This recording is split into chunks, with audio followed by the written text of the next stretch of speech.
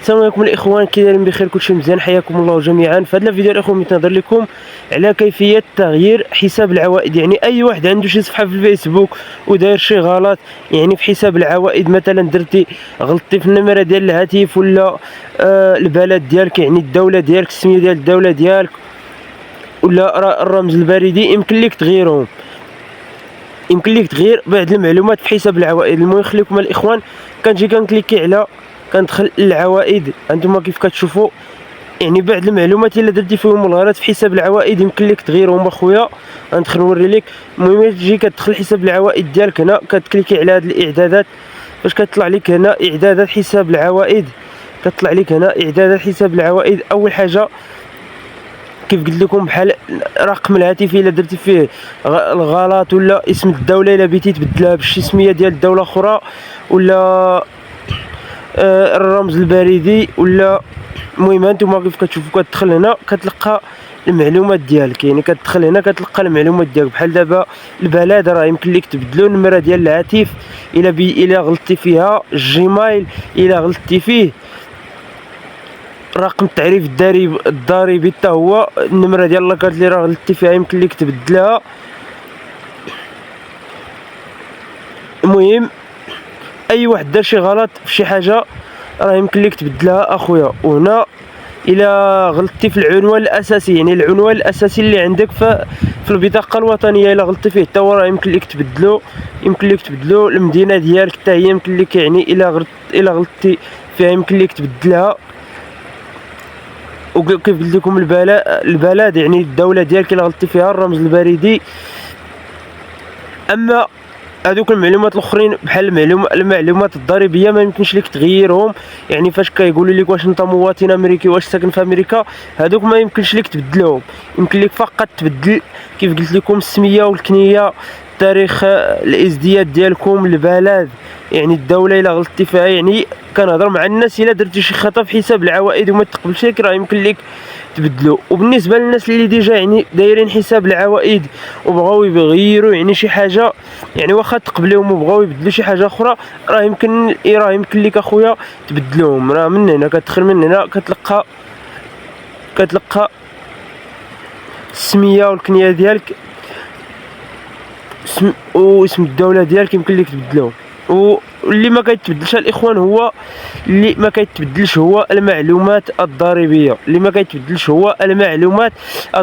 يعني هذوك المعلومات اللي كيكونوا في الاخر ديال حساب العوائد ما يمكنش لك تبدلهم، حيت هذوك المعلومات كتدخلهم مره واحده. هو كيقول لك واش انت في امريكا، واش انت مواطن ساكن في امريكا، واش انت مواطن امريكي. هذوك المعلومات ما يمكنش لك تغير لهم، يعني بلا ما يكذب عليك شي واحد. من هنا يمكن لك تغير السميه ديالك، الكنيه، الرمز البريدي، رقم الهاتف، البريد الالكتروني ديالك، يعني اي حاجه يمكن لك تبدلها من هنا. الا غلطتي فيها اسم الدوله ديالك، الا غلطتي فيها، الا ما غلطتي فيها، خلي حساب العوائد ديالك هكا. كنهضر مع الناس اللي بغاو يغيروا حساب العوائد الا دايرين شي خطا فيه، منين اخويا يمكن لك تبدلو. اما الا ما درتي حتى شي خطا في حساب العوائد ديالكم مقبول، خليه. والمعلومات البنكيه راه حتى هما راه كتبدلوهم من هنا، راه كلشي من هنا الاخوان. يعني فاش كتدخل هنا راه يمكن لك تغير اي حاجه. المعلومات البنكيه الا بغيتي تبدل شي سميه ديال البنك اخرى، الا مثلا شي بنكه ماشي فيزا، يعني دخلتي شي بنكه ماشي فيزا وبغيتي تغيرها، يمكن لك تغيرها. دير الريب اللي هو 24 رقم، كود سويفت، السميه والكنيه ديالك اللي عندك في البطاقه الوطنيه. المهم هادشي اللي كان الاخوان في هذا الشيء هذا. وبالنسبه للناس اللي الا عرفوا، يعني اللي ما عارفينش واش حساب العوائد تقبل ولا لا، الا بديتي تعرف حساب العوائد واش تقبل اخويا ولا لا، هي هذه. الا طالع عليك هاد العوائد التاليه، يعني في هاد البلاصه هذه فاش كتدخل العوائد، عرف باللي راه حساب العوائد ديالك راه تقبل.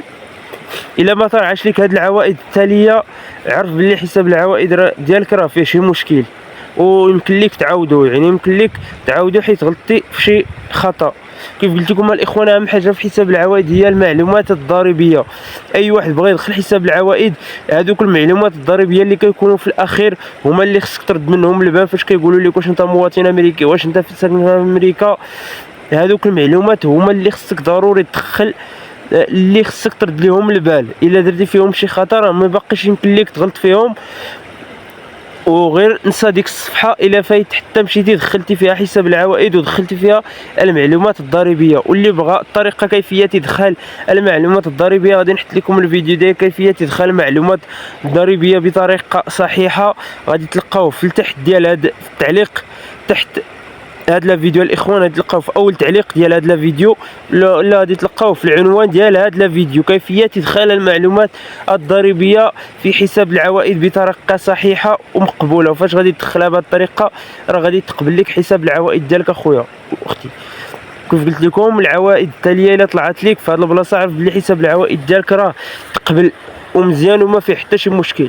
المهم هادشي اللي كان الاخوان، تلقاو في الفيديو الجاي والله ولي التوفيق.